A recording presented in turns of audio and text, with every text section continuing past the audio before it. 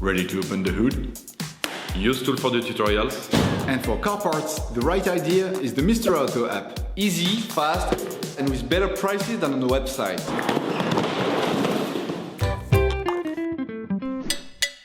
For this operation, get hold of the air filter that you will find in the video description.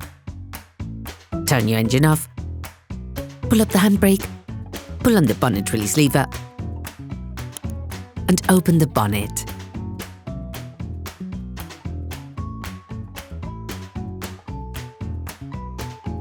You should now be able to easily see the airbox to change the filter.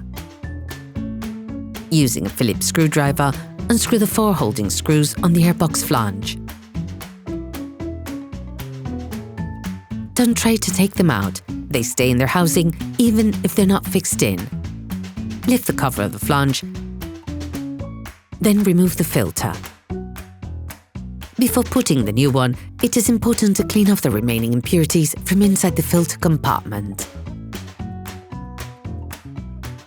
All parts used in this tutorial are supplied by our trusted partners. These partners also help us create as many video tutorials as possible. Check them out in the description below. Take the new filter and compare it with the old one to ensure that they're identical.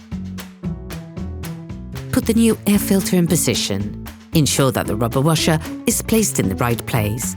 This will help you put the flange back on more easily. Put the flange back on.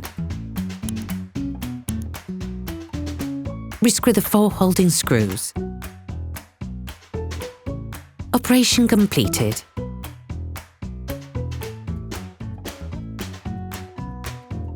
Hi, it's Theo from UseTool. I hope this video has helped you a lot in your car maintenance. We would be super grateful if you could spread the word so that we can produce even more tutorials. Simply give us a like, a comment, and hit that subscribe button. It really helps us boost the channel and help the whole community. Thanks a lot and have a great one.